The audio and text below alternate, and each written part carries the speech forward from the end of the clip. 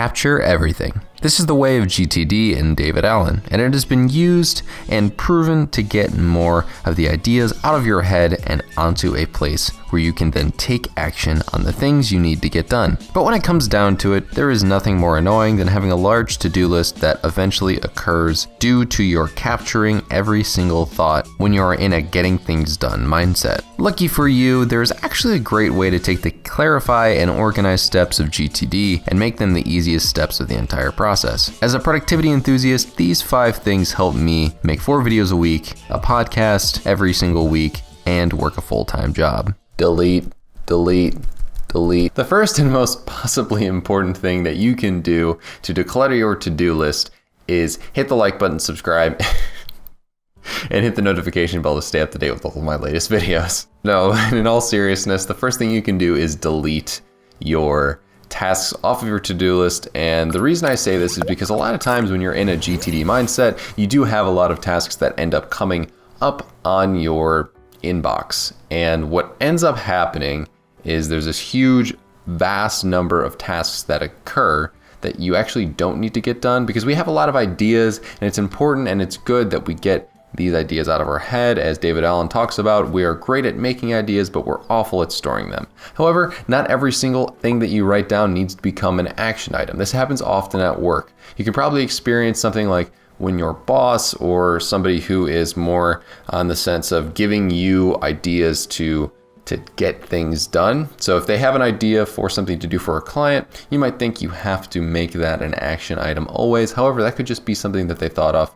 the top of their head, and if nothing occurs with it over a few weeks, it's not an action item if they haven't made it very clear, so you can just delete that thing. This also happens in your own life. You have this good idea to like, oh, maybe I should buy some new shirts. I have a bunch of minimalism shirts. The other week wrote down like I need to buy more shirts on Banana Republic. I heard that someone in my family had a Banana Republic coupon, and then a couple weeks later I realized I hadn't done anything about it.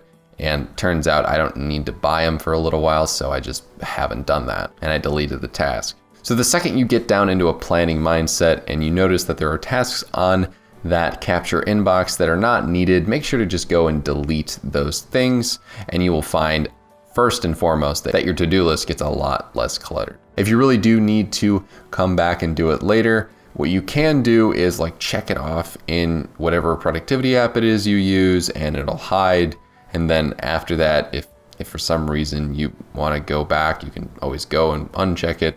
Or honestly, you can just delete it and write it down again. Both of those things work. Don't get worried about getting rid of things. It's the decluttering that makes your mind clear. Just as Nike's slogan says, just do it. I think that this is a great slogan to have when it comes to checking off to-do list items, because if it's a short task, something that's very small and simple, you can declutter your to-do list very quickly and just reduce that level of clutter by taking the time to get things done if they are a very small task. When you start a new habit, it should take less than 2 minutes to do. James Clear. So I'm someone who really believes in the concept of something called the 2-minute rule. As you just heard, it's from James Clear, and it's the concept that if it's a habit, it should take 2 minutes or less to try to build that habit. However, if you kind of twist that little quote there and talk about it in terms of getting random household tasks done, what can really help is, for example, say you have to clean your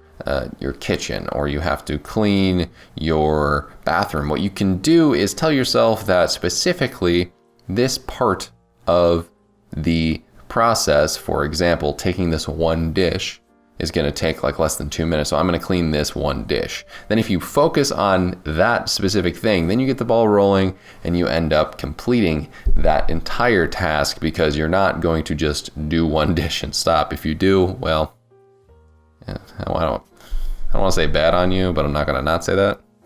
But seriously, if you use this concept in your day-to-day life, you'll also find that you don't have as many things coming up on your to-do list. If you consistently just, whenever you have downtime, or whenever you're in that sense of, okay, I'm going to get things done right now, but I don't have like a bunch of things on my to-do list.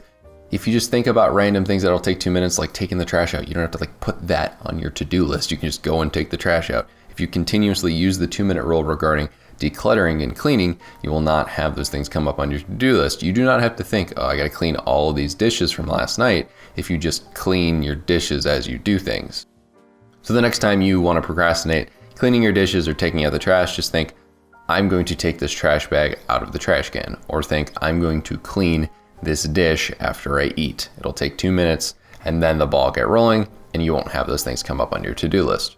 So the third and one of my favorites is templating. Templating is amazing and has helped me take my productivity to the next level, especially in these last few months here with what I use in Notion. This also really helps as a content creator, as I have various templates that make my content come out much quicker than it would otherwise. When it comes to things like thumbnails and video projects, I have a template set up with the things that I will always need. My thumbnails are always shot in the same place, so I have the same color correction set up on a template in Photoshop, as well as a LUT and all of the various text types that I may end up using. For video editing, I pretty much have the same setup. I have a template for my videos that allows me to have the same color correction ready for both my A-roll and screen recordings. I also have my intro, outro, and all of the text pop-ups that I usually do, like asking you to subscribe and check out my Notion templates pre-built into the template. It saves me a few minutes per video every week and makes things really easy. I even took a bunch of long coffee house jazz and lo-fi hip-hop beats and took like these 3-hour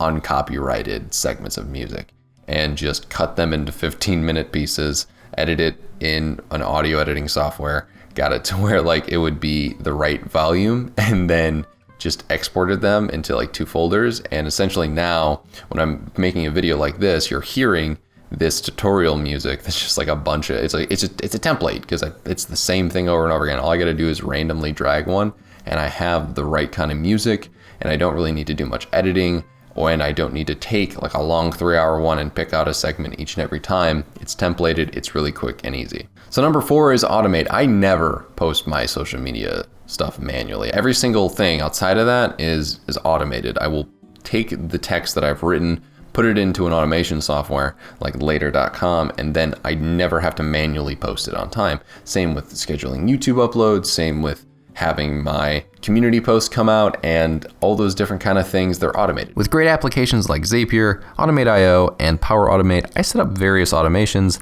that allow me to get work done without having to do anything at all, or by only having to press a button. By leveraging the power of technology, I save a lot of time every week and prevent myself from getting burnt out by doing constant monotonous tasks. So the last thing, and something that will definitely be hard for a lot of us, whether you're a creative or just someone in a day-to-day job that really likes taking control of what you're working on, it's delegating. Delegating is something that I'm going to need to do as time goes on. I create a lot of content, and I know that while I'm in this nice headspace of being productive, and I'm pretty consistent. I don't want to like flex and be like, oh, I'm so productive, but I make 4 videos a week and I have a full-time job. I know that this might not be sustainable for the rest of my life.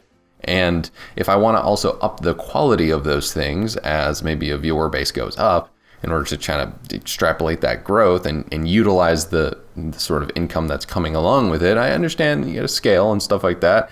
And I'm going to have a real hard time delegating, because I am one of those people that's like, I like doing stuff. I like working. I think I need to probably figure out ways to prevent myself from getting into a non-delegatory mindset. But regardless, in general, people, if you delegate more, your to-do list will get smaller because you can quickly just take a task and move it to somebody else. Perfection is the enemy of good.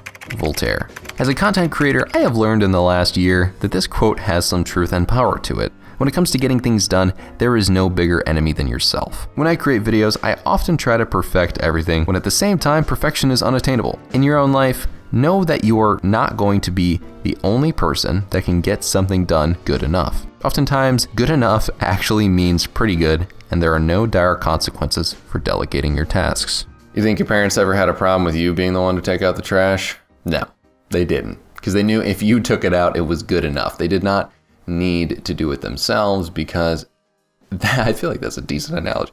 They did not need to do it themselves because the majority of the time there was not going to be any sort of negative backlash to their child taking the trash out. We need to start viewing more tasks on a day-to-day basis, like telling your kids to take out the trash. The simple fact of the matter is we as individuals have this thing called time that we will never get back. And by utilizing something like delegation, you can get back some of that time. And if we take that right point and find what our value is, and then say, if anything is less than this value, have somebody else do it. And I can take what I'm doing and move that towards the kind of value that I can actually bring if this other task is less than that. Ali Abdaal references this a lot in his videos, but essentially if you can provide $100 an hour in value by working on something, then you should only work on things that provide that amount of money or more. If something like making a YouTube thumbnail would cost you $5 to $10, then you should delegate that task to that person that could do it for cheap, as it does not meet the ideal threshold of your $100. This is how people scale their businesses and how you can declutter your to-do list as well. Now, something that you can check off your to-do list for today would be to check out all of my templates at riseproductive.com/Notion templates. Hit that like button, and I really appreciate all the support you guys have been giving me. I hope this helped you on your path towards decluttering your to-do list. And if you want to check out any of my other productivity tips, there's going to be a card somewhere. I always forget which direction's right because I don't get directions. There's going to be a playlist. You can go check that out. I'll see you guys in the next one.